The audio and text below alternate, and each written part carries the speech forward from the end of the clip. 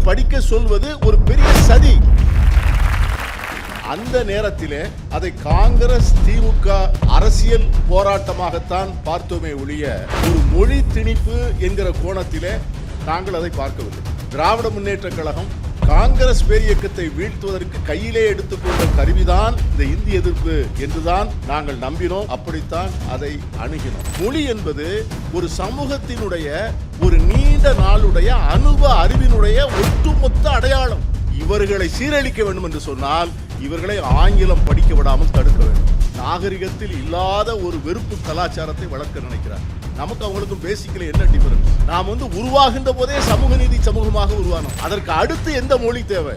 இந்தி பேசாத மக்கள் விரும்புகிற வரை ஆங்கிலமும் ஆட்சி மொழியாக இருக்கும் என்கிற அந்த உறுதிமொழியை கொடுத்தார். இந்த ஆங்கிலம் படிப்பதும் ஆங்கிலம் அறிவதும் ஆங்கிலத்தை கையாள இருக்கக்கூடிய திறமையும் அது ஒரு மொழியை படிப்பதல்ல, அது ஒரு ஸ்கில். பெருந்தலைவர் காமராஜராக இருந்தாலும் சரி, தந்தை பெரியாராக இருந்தாலும் சரி, பேரறிஞர் அண்ணாவாக இருந்தாலும் சரி, டாக்டர் கலைஞராக இருந்தாலும் சரி, இன்றைய முதலமைச்சராக இருந்தாலும் சரி, நம்மை சரியான பாதையிலே வழிநடத்தி இருக்கிறார்கள். உயிரை போல அது பிறக்கும் போது வந்தது, இனிமேல் இறக்கும் போதுதான் அந்த உறவு அங்கு.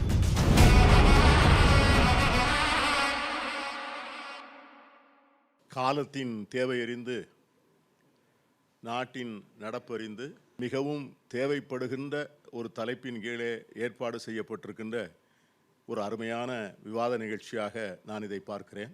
கருத்துரையாளர்களாக எனக்கு முன்னாலே இங்கே பங்கேற்றி பேசி அமர்ந்திருக்கின்ற என் அருமை நண்பர் திராவிட முன்னேற்ற கழகத்தினுடைய மாநிலங்களவை நாடாளுமன்ற குழுவினுடைய தலைவர் அருமை நண்பர் திருச்சி சிவா அவர்களே, திராவிட இயக்கத்தினுடைய பிரச்சார பேரொழியாக நாடு முழுவதும் சமூக நீதி, சுயமரியாதை, பகுத்தறிவு ஆகிய விழுமியங்களை மக்கள் மத்தியிலே கொண்டு செல்வதற்கு சளைக்காமல் நாளும் உழைத்து கொண்டிருக்கின்ற என் அன்பிற்குரிய சகோதரி வழக்கறிஞர் அருள்மொழி அவர்களே, மேனாள் தமிழகத்தினுடைய பள்ளி கல்வித்துறை அமைச்சர், நாடறிந்த நாவலர், நல்ல தமிழ் பேச்சாளர், எங்கே இருந்தாலும் கூட நியாயங்களை ஒத்துக்கொள்கின்ற பண்பாளர்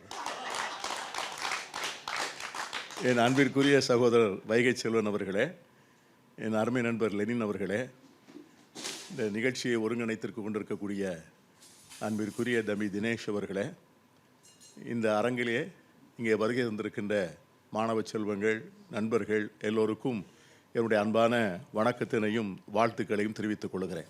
இந்த கருத்தரங்கிலே பங்கேற்ற 3 பேரை விட நான் சற்று மாறுபட்டவன். இந்த 3 பேருமே திராவிட பின்புலத்திலிருந்து வந்தவர்கள். நான் பிறப்பால், வளர்ப்பால், வாழ்க்கையால் தேசிய பின்புலத்திலிருந்து வந்தவன். மொழி போராட்டம், இந்தி எதிர்ப்பு போராட்டம் இந்த மண்டிலே நடக்கின்ற போது நாங்கள் எல்லோருமே ஓரளவிலே மாணவர் பருவத்தில் இருந்தவர்கள் தான். அந்த நேரத்திலே காங்கிரஸ் பேரியக்கத்தை எங்கள் அரசியல் இயக்கமாக ஏற்றுக்கொண்ட நாங்கள் எப்படி இதை எதிர்கொண்டோம் என்பதை இப்பொழுது ஒரு 50-55 ஆண்டுகளுக்கு முன்னால் பின்னோக்கி பார்வையை செலுத்தி நினைவுகளை எல்லாம் தூசி தட்டி எடுத்து நான் பார்த்து கொண்டே வருகிறேன். அப்பொழுது திராவிட முன்னேற்ற கழக மாணவர்கள் என்று நான் சொல்ல மாட்டேன், ஒட்டுமொத்தமாக ஒரு 80 விழுக்காடு 85 விழுக்காடு தமிழக மாணவர் சமூகம் அந்த இந்தி எதிர்ப்பு என்கிற அந்த பெரும் போராட்டத்திலே கலந்து கொண்டு மிக வலுவாக போராடிய காலத்திலே நாங்கள் எண்ணிக்கையில் மிகவும் குறைந்தவர்கள். அவர்கள் எல்லோரும் கல்லூரிக்கு போக மாட்டோம் என்று சொல்லுகின்ற போது எங்களில் ஒரு சிலர் கல்லூரிக்கு போவோம் என்று எதிர்வினையாற்றியவர்கள். இதில் என்ன முக்கியமான நோக்கம் என்று சொன்னால், அந்த நேரத்திலே அதை காங்கிரஸ் திமுக அரசியல் போராட்டமாகத்தான் பார்த்தோமே ஒழிய ஒரு மொழி திணிப்பு என்கிற கோணத்திலே நாங்கள் அதை பார்க்கவில்லை. திராவிட முன்னேற்ற கழகம், திராவிட முன்னேற்ற கழகத்தோடு அணிவகுத்து நிற்கின்ற அரசியல் சக்திகள் காங்கிரஸ் பேரியக்கத்தை வீழ்த்துவதற்கு கையிலே எடுத்துக்கொண்ட கருவிதான் இந்த இந்தி எதிர்ப்பு என்றுதான் நாங்கள் நம்பினோம். அப்படித்தான் நாங்கள் ஏற்றுக்கொண்டோம், அப்படித்தான் அதை அணுகினோம். காங்கிரஸ் கட்சியினுடைய பெரும் தலைவர்கள், வட இந்திய தலைவர்களை நீங்கள் விட்டுவிடுங்கள். பெருந்தலைவர் காமராஜர் உட்பட தமிழகத்தை வழிநடத்திய தலைவர்கள் யாருமே இந்த இந்தி திணிப்பை ஏற்றுக்கொள்ளவில்லை. பெருந்தலைவர் காமராஜரிடம் ஒரு முறை ஏன் இந்தியை வலியுறுத்துவதை விட வேண்டும் என்று அவர் சொன்னபோது சில தனித்தமிழ் ஆர்வலர்கள் ஆங்கிலத்தை பரவலாக்குகின்ற முயற்சியை அரசாங்கம் கைவிட வேண்டும் என்று அவர் சொன்னபோது அவர் சொன்னார், அவருடைய வாசையிலே சொல்கிறேன், அடமுட்டாள், ஆங்கிலத்தை எடுத்து விட்டால் இந்தி குந்திக்கும்னு. இதுதான் பெருந்தலைவர் காமராஜர் சொன்ன வார்த்தை. அப்படிப்பட்ட பார்வை தான் அவருக்கு இருந்தது. அதைவிட நம்முடைய சொல்லின் செல்வர் ஈவிகே சம்பத் அவர்கள் நாடாளுமன்றத்திலே தென் மாநில மக்களுக்கு, அதிலும் குறிப்பாக இந்தி பேசாத மாநிலங்களை சார்ந்த மக்களுக்கு இருக்கிற அச்சத்தை, இந்தி திணிப்பு என்று எப்பொழுதும் அவர்கள் மேல் தொங்கிக் கொண்டிருக்கின்ற இந்த கத்தியினுடைய பேராபத்தை பற்றி நாடாளுமன்றத்தில் எழுப்பிய போது அன்றைய தினம் பிரதமராக இருந்த பண்டித ஜவஹர்லால் நேரு அவர்கள் மிகப்பெரிய ஜனநாயகவாதி, ஜனநாயகத்தினுடைய சிறுபான்மையினருடைய கருத்துக்களை புரிந்து கொண்டு அவருடைய அச்சத்தை நியாயம் என்று ஏற்றுக்கொண்டு அதற்காக எவ்வளவு பெரிய அரசியல் விலையும் கொடுப்பதற்கு தயாராக இருந்த நம்முடைய பண்டித ஜவஹர்லால் நேரு அவர்கள் ஒரு உறுதிமொழியை எழுத்துப்பூர்வமாக கொடுத்தார்கள். இந்தி பேசாத மக்கள் விரும்புகிறவரை ஆங்கிலமும் ஆட்சி மொழியாக இருக்கும் என்கிற அந்த உறுதிமொழியை கொடுத்தார்கள். ஆனால் காங்கிரஸ் கட்சிக்குள்ளே இந்தியை வலியுறுத்தியவர்கள் இருந்தார்களா என்கிற கேள்விக்கு இல்லை என்று சொல்லக்கூடிய அளவுக்கு நான் மனச்சாட்சி மறத்து போனவன் இல்லை. அப்படிப்பட்ட அரசியல் சாசன சட்ட அமர்வு, இந்த கான்ஸ்டிடியூவன்ட் அசம்பிளி, அந்த அரசியல் சாசன சட்ட அமர்விலே ஆட்சி மொழியை பற்றி விவாதம் எடுத்துக்கொள்ளுகின்ற போது அதில் எப்படிப்பட்டவர்கள் எல்லாம் இருந்தார்கள் என்று சொன்னால், ஹிந்துஸ்தானி பேச தெரியாதவர்கள் இந்த நாட்டில் இருக்கக்கூடாது என்றே அரசியல் சாசன சட்ட அமர்விலே பேசியிருக்கிறார். அப்படி பேசிய மொழி வெறியர்களெல்லாம் இருந்த அந்த அரசியல் சாசன சட்ட அவைதான் அவ்வளவு மாறுபட்ட பார்வைகளை எல்லாம் உள்வாங்கி கொண்டு இந்தி பேசாத மாநிலத்தை சார்ந்த மக்களுக்கு இந்த உரிமையை அளித்து இன்று அது அரசியல் சாசன உறுதியாகவே நமக்கு தரப்பட்டிருக்கிறது. நான் ஒரு தமிழ் அறிஞர் அல்ல, நம்முடைய வைகை செல்வரை போல நான் நிறைய தமிழ் இலக்கியம் படிக்கவில்லை. நான் என் விவரம் தெரிந்த நாளிலிருந்து நான் ஒரு அரசியல் மாணாக்கன். இன்று இதை நான் எப்படி பார்க்கிறேன்? இன்று எங்கள் பொது வாழ்க்கையினுடைய மாலை நேர அந்திம காலங்களிலே நாங்கள் எல்லோரும் நிற்கிறோம். இனிமேல் எங்களுக்கு எதிர்பார்ப்பு இல்லை. இன்னும் பெரிதாக போய் தேர்தலிலே போட்டியிட்டு இன்னொரு முறை அமைச்சராகி இன்னும் நாடாளுமன்றத்திற்கு போய் அப்படிப்பட்ட எண்ணமெல்லாம் அல்ல. இப்பொழுது என்ன எண்ணம் என்றால், இந்த 3/4 நூற்றாண்டு காலம் நாங்கள் கொள்முதல் செய்த அனுபவங்களை, புத்தி கொள்முதல் என்று சொல்வார்கள் தமிழிலே, அதை இந்த தலைமுறையிடம் பகிர்ந்து கொள்ளக்கூடிய கடமை எங்களுக்கு இருப்பதாக நான் சொல்கிறேன். ஏன்னா என்னுடைய வயதிலே நீங்கள் இருந்ததில்லை, ஆனால் உங்களுடைய வயதிலே நான் இருந்திருக்கிறேன். நான் இன்று எப்படி பார்க்கிறேன்? என்னுடைய generation is called as the golden generation of India. 1950க்கு பிறகு பிறந்தவர்கள், இந்தியா குடியரசான பிறகு பிறந்தவர்கள் தங்க தலைமுறை என்று அழைக்கப்பட வேண்டியவர்கள். அப்படித்தான் அழைக்கிறார்கள். 1950க்கு பிறகு பிறந்த இந்த 75 ஆண்டு காலம் இருக்கிறது அல்லவா, இந்த 75 ஆண்டு காலம்தான் இந்தியா, உலகம், தமிழ் சமூகம் இப்படி எல்லோரும் தங்களை ஒரு வடிவத்திற்குள்ளே சமைத்து கொண்ட ஒரு முக்கியமான ஒரு காலகட்டம் இந்த 75 ஆண்டுகள். நான் நெல்லை மாவட்டம், அன்றைய நெல்லை மாவட்டம், இன்றைய தென்காசி மாவட்டம், நீங்கள் வரைபடத்திலே தேடினாலும் கூட பார்க்க முடியாத ஒரு சிறிய கிராமம் சேர்ந்தமரம். அதில் அரசு உதவி பெறுகின்ற ஒரு பள்ளி, கிறித்தவ பாதிரியார்கள் நடத்துகின்ற தேவாலயத்தின் அருகிலே நடத்துகின்ற ஒரு பள்ளியிலே முதல் வகுப்பு சேர்ந்து படிக்கிறேன். தேவாலயத்தினுடைய மண்டபம்தான் வகுப்பறை. இரவு நேரங்களிலே தேவாலய ஆராதனை நடக்கும். பகல் நேரத்திலே மண்டபத்திலே ஆசிரியர் 1வது வகுப்பு பிள்ளைகளை உட்கார வைத்து பாடம் சொல்லிக் கொடுப்பார். ஒரு ஸ்லேட் என்று சொல்லக்கூடிய ஒரு கருப்பு பலகை, ஒரு சின்ன குச்சி, இதுதான் எங்களுடைய பள்ளிக்கூடத்திற்கு போகும்போது நாங்கள் எடுத்து சொல்லுகின்றது. 2வது வகுப்பிற்கு போகின்ற போது தான் ஒரு தமிழ் புத்தகமும் ஒரு வாய்ப்பாடு என்று சொல்வார்கள், அந்த புத்தகமும் கிடைத்தது. 5வது வகுப்பில் தான் நோட் புக்கே நான் பார்த்தேன். நோட் புக்கும் பென்சிலும் எனக்கு என்னைக்கு கிடைச்சதுன்னா 5வது வகுப்புக்கு போன பிறகு தான் கிடைச்சது. 6வது வகுப்பில் தான் ஏபிசிடி படித்தேன். ஆங்கிலத்தில் ஆங்கில ஏபிசிடி 6வது வகுப்பு தான். பாளையங்கோட்டை தூய சவேரியார் உயர்நிலைப் பள்ளிக்காக மேல் படிப்புக்காக வந்தேன். அங்கே வந்த பிறகு என் கிராமத்தை விட்டு முற்றுமையான வேறுமையான சூழ்நிலை. உயர்நிலை பள்ளியில் படிக்கின்ற போது தான் அந்த ஃபுட்பால் விளையாடுகிறதெல்லாம் நான் பார்க்க முடிந்தது வாழ்க்கையில். பியூசி காலேஜுக்கு போகிறப்போ ஃபிசிக்ஸ் ஆன்சிலரி எங்கள் அப்பா ஒரு கால்குலேட்டர் வாங்கி கொடுத்தார். அந்த கால்குலேட்டர் வந்து பார்த்தீங்கன்னா வாழ்க்கையில் கிடைக்க முடியாத ஒரு பொசஷன் மாதிரி. அதை வந்து பள்ளிக்கூடத்தில் மாணவர்கள் வேடிக்கை பார்ப்பார்கள். அதற்கு பிறகு லா காலேஜில் டிகிரி முடித்த சட்டக்கல்லூரிக்கு வந்தேன். பர்மா பஜாரில் போய் எங்கள் ஊரில் எங்கள் பாட்டி, அவங்கள நாங்கள் ஆத்தான்னு சொல்லுவோம், அவங்க வந்து வீட்டில் ஆமணக்கு முத்து குத்தி பணம் வச்சு காலேஜுக்கு போகும்போது கையில் கொடுப்பாங்க. 1000 ரூபா கொடுப்பாங்க எங்கள் பாட்டி அந்த காலத்தில். அது பெரிய தொகை. அதை கொண்டாந்து பர்மா பஜாரில் ஒரு சோனி டிரான்சிஸ்டர் வாங்கினேன். அந்த சோனி டிரான்சிஸ்டர் வந்து ஊருக்கு லீவுக்கு போகும்போது அப்படி நான் எடுத்துகிட்டு போனேன்னு வச்சுங்க, என் பின்னால் ஒரு பெரும் கூட்டமே வரும் அந்த பாட்டை கேட்குறது. வண்ண தொலைக்காட்சி பெட்டி அதெல்லாம் எப்போ பார்த்தோம்? அதெல்லாம் வந்து எம்எல்ஏ ஆன பிறகு சென்னையில் எம்எல்ஏ ஹாஸ்டலில் உட்காந்து வண்ண தொலைக்காட்சி பெட்டி பார்த்தது. இப்படி ஒவ்வொரு கட்டமாக வாழ்க்கையில் முதல்ல வந்து மொபைல் ஃபோன் வாங்கினோம். அந்த மொபைல் ஃபோன் பார்த்திங்கன்னா 1 முழம் நீளம் இருந்தது. அதுக்கு நோக்கியான்னு ஒரு பேர், 1 கிலோ இருக்கும். அதை தூக்கி கொண்டு போய், ஆனால் என்ன, அதை அப்படி தூக்கிட்டு போனாலும் வச்சுங்க, நம்மளை பார்த்தா சார்னு கும்பிடுவோம். அந்த மாதிரி வந்து அதுக்கு ஒரு ஸ்டேட்டஸ் சிம்பிள். அது மொபைல் ஃபோன் பேசுகிறத விட பில் எவ்வளோ வருங்கிறீங்க? 14,000 ரூபா வரும் மாதத்துக்கு. ஒரு மாதத்துக்கு 14,000 ரூபா வரும். அதற்கு பிறகு அந்த மொபைல் ஃபோன் வந்து நீங்கள் வந்து டச் ஸ்க்ரீன் வந்தது. இப்போ வாய்ஸ் கமாண்ட் வந்தாச்சு. இப்போ நான் இமெயில் ஐடி வச்சுருக்கேன், இன்ஸ்டாகிராம் அக்கௌண்ட் வச்சுருக்கேன், ஃபேஸ்புக் வச்சுருக்கேன், ட்விட்டர் வச்சுருக்கேன். நான் வந்து ஐக்கிய நாடு சபை வரைக்கும் நான் வந்து இந்திய பாராளுமன்றத்தினுடைய சார்பாக போய் பேசிட்டு வந்துட்டேன் என்னுடைய 75 ஆண்டுகள் வாழ்க்கை வரலாற்றில். ஆனால் இதில் என்ன நான் உங்களுக்கு சொல்ல வரேன்னா, இவ்வளவு மாற்றங்களையும் உள்வாங்கக்கூடிய அவகாசம் எங்களுக்கு கிடைத்தது.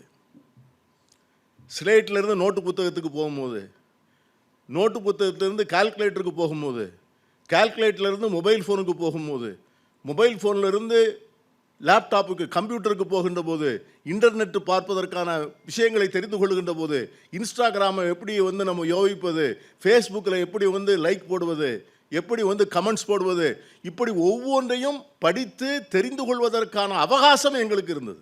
ஆனால் இந்த தலைமுறைக்கு அந்த அவகாசம் இல்லை. ஏன்னால் மாற்றங்கள் வந்து கண்மூடி கண் திறப்பதற்குள் மாற்றம் வருகிறது. எதற்காக மொழி என்று சொல்ல வருகிறதுக்கு அதுக்காகத்தான் நான் சொல்ல வர்றேன். இன்றைக்கி வந்து இந்தி படிக்க சொல்வது ஒரு பெரிய சதி. தமிழ் சமூகத்திற்கு எதிராக செய்யப்படுகின்ற சதிதான் இந்த இந்தி என்பதை படிக்க சொல்வது. இன்றைக்கி நடக்கிற இந்த மாற்றங்களை உள்வாங்கிக் கொள்வதற்கு எந்த வகையில் இந்தி பயன்படும்? தமிழ் என்பது என் அடையாளம். மொழி என்பது வெறும் கருவி மட்டுமல்ல. வார்த்தைகள், எண்ணங்களை, கருத்துக்களை சொல்லுகின்ற வார்த்தைகள் மொழியின் வடிவமாக இருந்தாலும் அது ஒரு கருவி மட்டுமல்ல. மொழி என்பது ஒரு சமூகத்தினுடைய ஒரு நீண்ட நாளுடைய அனுபவ அறிவினுடைய ஒட்டுமொத்த அடையாளம். அதை வைத்துத்தான் அடையாளப்படுத்துகிறோம். இந்த இங்கிலீஷ் பீப்புள் அப்படின்னு சொல்கிறோம், இந்த பிரெஞ்சு பீப்புள் அப்படின்னு சொல்கிறோம், இந்த ஸ்பானிஷ் பீப்புள் அப்படின்னு சொல்கிறோம், தமிழ்ஸ், தெலுங்குஸ், மலையாளிஸ். மொழி என்பது நமது அடையாளம். ஆகவே தமிழ் என்பதை யார் கொண்டும், யார் நினைத்தாலும், எதற்காகவும், எந்த சூழ்நிலையிலும் விட்டு கொடுக்க முடியாது. விட்டு கொடுக்கக்கூடிய சரக்கும் இல்லாது. அது வந்து தோலை போல, உள்ளே உள்ள இரத்தத்தை போல, இன்னும் சொல்ல போனால் உயிரை போல. அது பிறக்கும் போது வந்தது, இனிமேல் இறக்கும் போது தான் அந்த உறவு வந்து அந்துக்கும். அதற்கு அடுத்து எந்த மொழி தேவை? அந்த இடத்துல தான் வந்து நான் சதின்னு சொல்கிறேன். அதை நேற்றைய முன்தினம் ஒரு பத்திரிகையில் ஒரு துணுக்கு செய்தி படித்தேன். கனடியன் விசா, கனடா நாட்டில் விசா கொடுக்குறாங்க. விசா கொடுக்கின்ற போது அந்த நாடு என்ன செய்தது தெரியுமா? வடநாட்டில் இருக்கிற அத்தனை மாநிலங்களையும் எடுத்து தூர போட்டுச்சு அப்ளிகேஷன்ஸை. தென்னிந்திய மாநிலங்களின் அப்ளிகேஷன்ஸ் தான் அவங்க வந்து கன்சிடர் பண்ணாங்க. அந்த தென்னிந்திய மாநிலங்கள் அப்ளிகேஷனை பார்க்கின்ற போதும் தமிழ்நாட்டினுடைய அப்ளிகேஷன்ஸ் தான் 75 விழுக்காடு கனடியன் விசா கொடுக்கும். ஏன்? அந்த மொழிக்கு இருக்கிற ஒரு பண்பாட்டு அடையாளம். இந்த மொழியை பேசுகின்றவர்கள், இவருடைய பின்புலம், இவருடைய பண்பாடு, இவருடைய கலாச்சாரம். அமெரிக்காவில் பென்சில்வேனியாவில் ரோட்டில் வெத்திலையை போட்டு பீடாவை போட்டு துப்பாத அப்படின்னு சொல்லி குஜராத்தி மொழியில் தான் எழுதி வச்சிருக்காங்க. குஜராத்தி மொழியில் தான் எழுதி வச்சிருக்கான். ஆங்கிலத்தில் எழுதியிருக்கான், குஜராத்தில் எழுதியிருக்கான். இதெல்லாம் வந்து ஒரு பண்பாட்டினுடைய அடையாளம். நான் இன்னொன்று சொல்கிறேன், இந்த ஒரு 10 ஆண்டுகளாக பெரும் பணம் கடன் வாங்கி நாட்டை ஏமாற்றியவர்கள் யார்? எந்த பின்புலத்தை சேர்ந்தவர்கள்? ஒரு 30-40 பேர் வருஷ போட்டிருக்காங்க சார். 6000 கோடி, 7000 கோடி, 10,000 கோடி, 15,000 கோடி, 25,000 கோடி கடன் வாங்கி ஏமாற்றி சென்றவர்கள். நானும் பார்க்குறேன், ஒரு தமிழ் பேராவது இருக்கா? இல்லையே. அது அந்த தமிழ் மொழியினுடைய பண்பாடு, அந்த தமிழ் மொழியினுடைய அடையாளம். அதைத்தான் வந்து இன்னைக்கு நம்மிடமிருந்து களவாட நினைக்கிறார்கள். ஏன்னா அதுதான் வந்து அவங்களுக்கு தெரியுது, இவங்களோட வந்து நம்ம போட்டி போட முடியாது. இவங்க வந்து எந்த தளத்தில் இருந்தாலும் இவர்கள் முதலில் இருக்கிறார்கள். அது பொருளாதாரமாக இருந்தாலும் சரிதான், கல்வியாக இருந்தாலும் சரிதான், மருத்துவ வசதியாக இருந்தாலும் சரிதான், தனிநபர்களுடைய திறமைகளாக இருந்தாலும் சரிதான், இவர்கள் வந்து முதல் வரிசையில் நிற்கிறார்கள். இவர்களை சீரழிக்க வேண்டும் என்று சொன்னால் இவர்களை ஆங்கிலம் படிக்க விடாமல் தடுக்க வேண்டும். அதில் தான் இந்த சமூகத்து மக்கள், இந்த தலைமுறை சமூகத்தை சார்ந்த இளைஞர்கள் மிக கவனமாக இருக்க வேண்டும். இந்த ஆங்கிலம் படிப்பதும் ஆங்கிலம் அறிவதும் ஆங்கிலத்தை கையாள இருக்கக்கூடிய திறமையும் அது ஒரு மொழியை படிப்பதல்ல, அது ஒரு ஸ்கில். ஆனால் இந்தியோ சமஸ்கிருதமோ படித்தால், நான் சொல்கிறேன், இன்னைக்கு இருக்கிற விஞ்ஞான முன்னேற்றம், இன்னைக்கு இருக்கிற அந்த பயோடெக், இன்ஃபோடெக், இந்த 2 புதிய தொழில்நுட்பங்கள் நம்முடைய சமூகத்திற்கு என்ன செய்திருக்கின்றன என்பதை முழுமையாக நாம் உணர்ந்திருக்கிறோமா? இந்த 2 தொழில்நுட்பங்கள் வருவதற்கு முன்னால் மனிதன் தனக்கு வெளியே இருப்பவற்றை மட்டும்தான் கையாளக்கூடிய சக்தியை பெற்றிருந்தான். ஒரு இயந்திரம், ஒரு டிராக்டர், ஒரு பிரிண்டிங் மிஷின், ஏன் இன்னொரு தொலைக்காட்சி, இதை வந்து இவன் கையாள முடியும், இவனுக்கு வெளியே இருக்கக்கூடியது. ஆனால் இந்த பயோடெக், இன்ஃபோடெக் இது 2 வந்த பிறகு அவன் தனக்குள்ளே இருக்கின்றவற்றை கூட மாற்றுவதற்கான விஞ்ஞானத்தை கண்டுபிடிச்சிருக்கிறான். என்னுடைய பிரெயினில், என்னுடைய மூளையில் நான் சிந்திக்கிற சிந்தனைகளை என்னால் வந்து கண்ட்ரோல் பண்ண முடியும். நீங்கள் என்ன சிந்திக்கிறீங்க, உங்களை என்ன சிந்திக்க வைக்க வேண்டும் என்பதை என்னால் முடிவு செய்ய முடியும். இந்த புதிய தொழில்நுட்பங்கள் நம்மை முழுமையாக அவர்களுடைய ஆளுகைக்குள் கொண்டு வந்து நம்மை வந்து ஒரு கன்சியூமர் என்பது மட்டுமல்ல, கமாடிட்டிஸாக மாற்றி வைத்திருக்கின்றன. இந்த பெரிய சவாலை எதிர்கொள்வதற்கு சமஸ்கிருதம் படித்தால் எப்படி எதிர்கொள்வது, ஹிந்தி படித்தால் எப்படி எதிர்கொள்வது? இந்த சவால்களை எதிர்கொள்ள வேண்டும் என்று சொன்னால் அந்த அறிவு கொள்முதல் செய்யப்படுகின்ற இடத்திலே பயன்படுத்துகின்ற மொழி புலமை நம்முடைய இளைஞர்களுக்கு வேண்டும். அதை நம்முடைய முன்னோர்கள் நமக்கு பெற்றுக் கொடுத்திருக்கிறார். நம்மை வழிநடத்திய தலைவர்கள், நம்மை ஆண்ட ஆட்சியாளர்கள். என் அருமை நண்பர்களே, ஒரு சம்பவம் சொல்கிறேன். துபாயில் பூஜ் கலிஃபா, இந்த பெரிய கட்டடம், அது முன்னால் ஒரு நைஜீரிய இளைஞன் போய் நிற்கிறான். அவன் அந்த கட்டடத்தை அண்ணாந்து பார்த்து அவனுக்கு பிரமிப்பாக இருக்கிறது. எவ்வளோ பெரிய கட்டடம்! பக்கத்தில் பார்க்குறான், ஒரே வணிக வளாகங்கள், மால்ஸ். போகின்ற கார்களை பார்க்குறான், எல்லாம் வெளிநாடு கார்கள், இம்போர்ட்டட் வெஹிக்கிள்ஸ். அவனுக்கு அப்படியே தன்னுடைய நாட்டை பற்றிய சிந்தனை ஓடுகிறது. தன்னுடைய நாட்டில் ஏன் இதெல்லாம் இல்லை? அப்போ துபாய் நாட்டு இளைஞன் ஒருவன் பக்கத்தில் வந்து தட்டுகிறான். என்ன நினச்சி பார்க்குற தம்பி? அவன் சொல்கிறான், அதெல்லாம் பார்க்குறேன், பிரமிப்பாக இருக்குது, எங்கள் நாட்டில் இல்லையே. அவன் சொல்கிறான், 50 ஆண்டுகளுக்கு முன்னால் இந்த துபாய் பொருளாதாரம் நைஜீரியாவை விட மோசமான பொருளாதாரம். நைஜீரியாவிலே உள்ள இயற்கை வளம், எண்ணெய் வளம் எங்கள் துபாயிடம் கிடையாது. ஆனால் எங்களை வழிநடத்திய தலைவர்கள் தொலைநோக்கு பார்வை கொண்ட தலைவர்கள். தேவர் விஷனரிஸ். உலகம் எப்படி பயணிக்கும் என்பதை தெரிந்திருந்தார்கள். என் அருமை நண்பர்களே, நான் மிக தைரியமாக சொல்ல முடியும், கடந்த நூற்றாண்டில் நம்மை வழிநடத்திய தலைவர்கள் அத்தனை பேரும், அது பெருந்தலைவர் காமராஜராக இருந்தாலும் சரி, தந்தை பெரியாராக இருந்தாலும் சரி, பேரறிஞர் அண்ணாவாக இருந்தாலும் சரி, டாக்டர் கலைஞராக இருந்தாலும் சரி, இன்றைய முதலமைச்சராக இருந்தாலும் சரி, நம்மை சரியான பாதையிலே வழிநடத்தி இருக்கிறார்கள்.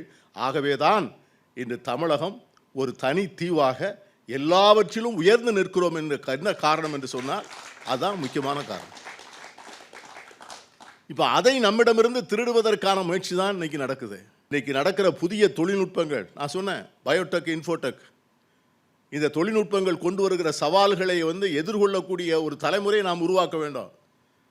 அதற்கான கல்வி என்பது சாதாரண கல்வி அல்ல. அந்த கல்விக்கு எத்தனை பேர் விலை கொடுக்க முடியும்? நம்ம எலான் மஸ்க் தினசரி ட்வீட் போடுறதை நீங்களாம் பார்க்குறீங்களா பார்க்கலையான்னு தெரியல. அவர் சொல்கிற தொழில்நுட்பத்தை அவர் இன்னைக்கு ஒரு 100 பேரை நம்ம ஆராய்ச்சி செய்து கொண்டு இருக்கிறார். எல்லாருக்கும் பிரெயினில் சிப்பு வச்சுருக்கிறார். அந்த பிரெயினில் சிப்பு வச்சு அந்த அந்த மனிதர்களை ஆராய்ச்சி செய்கின்ற போது அவர்களை சராசரி மனிதர்களை விட 25 மடங்கு 30 மடங்கு அதிகமாக வேகமாக சிந்திக்கக்கூடியவர்கள், வேகமாக தீர்வுகளை கண்டுபிடிக்கக்கூடியவர்கள், வேகமாக செயல்படக்கூடியவர்களாக இருக்கிறார்கள். அவர்களோடு நம்முடைய மாணவர்கள் எப்படி போட்டி போட முடியும்? It's a competitive world. நாளைக்கு இராணுவம் கூட வெளிநாடுகளிலிருந்து வீரர்களை இறக்குமதி செய்யக்கூடிய காலத்திற்கு வந்திருக்கிறோம். இப்போ நம்முடைய உக்ரைனில் யார் போரிடுகிறார்? ரஷ்ய வீரர்களாக போரிடுகிறார்கள். நார்த் கொரியாவிலிருந்து வீரர்கள் போய் போரிடுகிறார்கள். ரஷ்யாவில் அதை விட கேவலம். நார்த் கொரியாவாவது சரி, இந்தியாவில் இருந்து போய் 100 பேர் அங்கே இருந்து ஒவ்வொரு நாளும் அவர்கள் போர்க்களத்திலே மாண்டு இங்கே வருகிறார்கள் என்று சொன்னால், மற்ற நாடுகள் நடத்துகிற யுத்தத்திலே கூட இந்தியர்கள் வீரர்களாக போகக்கூடிய காலத்திலே தான் நாம் வாழ்கிறோம். இந்த காலத்திலே நாம் எப்படிப்பட்ட தமிழ் சமூகமாக வளர வேண்டும்? யாரோடு நம்மை ஒப்பிட வேண்டும்? நம்முடைய திசை திருப்புகின்றவர்கள், நம்முடைய மனதினுடைய அடையாளங்களை கலைக்கின்றவர்கள், நம்முடைய எண்ணங்களை, நம்முடைய கருத்துக்களை அவர்கள் சிதைக்கின்றவர்களை பற்றி இந்த சமூகம் மிக கவனமாக இருக்க வேண்டும். இன்னைக்கு தமிழ் சமூகத்தினுடைய பண்பாட்டில், நாகரிகத்தில் இல்லாத ஒரு வெறுப்பு கலாச்சாரத்தை வளர்க்க நினைக்கிறார். நமக்கு அவங்களுக்கும் பேசிக்கலி என்ன டிஃபரன்ஸ்? தமிழ் மரபுக்கும் அந்த மரபுக்கும் என்ன வேறுபாடு? நாம் உருவாகின்ற போதே சமூக நீதி சமூகமாக உருவானோம். நம்ம உருவாகின்ற போதே அறிவு கொள்முதலை எல்லோருக்கும் பரவலாக்கி கொடுத்து உருவான சமூகம் தான் இந்த சமூகம். ஆனால் கல்வியோ அறிவையோ அது ஒரு தரப்பு மக்களுக்கு மட்டுமே என்று சொல்லி அப்படியே வளர்ந்த சமூகம் அந்த சமூகம். ஆகவே இன்று என்ன நினைக்கிறார்கள் என்று சொன்னால், அவர்கள் அந்த இடத்திற்கு நாம் வருவதை அவர்களால் தாங்க முடியல. இந்தியாவினுடைய மிகப்பெரிய தொழிற்கல்வி நிலையங்கள், இந்தியாவினுடைய மிகப்பெரிய மேலாண்மை கல்வி நிறுவனங்கள், இந்தியாவினுடைய மிகப்பெரிய அதிகார மையங்கள், வெளிநாட்டு தூதரகங்கள், பப்ளிக் செக்டார் அண்டர்டேக்கிங் சொல்லக்கூடிய பொதுத்துறை நிறுவனங்கள், உயர்நீதிமன்றங்கள், உச்சநீதிமன்றங்கள், இந்த இடங்களுக்கெல்லாம் நம்மவர்கள் கல்வியால், தகுதியால், தாங்கள் செய்த அறிவு கொள்முதலால், தமிழகம் தயாரித்த இந்த களத்திலே கொடுத்த வேகத்தால், வீரத்தால் அவர்கள் உள்ளே போகின்ற போது இதுகாரம் இந்த இடத்தில் உட்கார்ந்திருக்கின்றவர்கள் நம்மை தடுத்து நிறுத்துவதற்காக நம்முடைய தமிழ் மரபை, தமிழ் பண்பாட்டை, தமிழ் கலாச்சாரத்தை, தமிழ் மொழியை மட்டுமல்ல, அதை சிதைக்க நினைக்கின்ற சதியைத்தான் இந்த இளைஞர் சமூகமும் மாணவர் சமூகமும் அடையாளம் கண்டு கொள்ள வேண்டும். அதை அனுமதிப்பதில்லை என்ற உறுதி எடுக்க வேண்டும். அதற்கு இதை போன்ற வாதங்கள் பயன்படுத்தப்பட வேண்டும். இந்த அருமையான வாய்ப்பை எனக்கெல்லாம் தந்து உங்கள் மத்தியிலே உரையாடக்கூடிய ஒரு நல்ல சந்தர்ப்பத்தை கொடுத்த நம்முடைய அருமைக்குரிய நண்பர் தினேஷ் அவர்களுக்கும் அவருடைய நண்பர்களுக்கும் என்னுடைய நெஞ்சார்ந்த நன்றியை சொல்லி விடைபெறுகிறேன். நன்றி.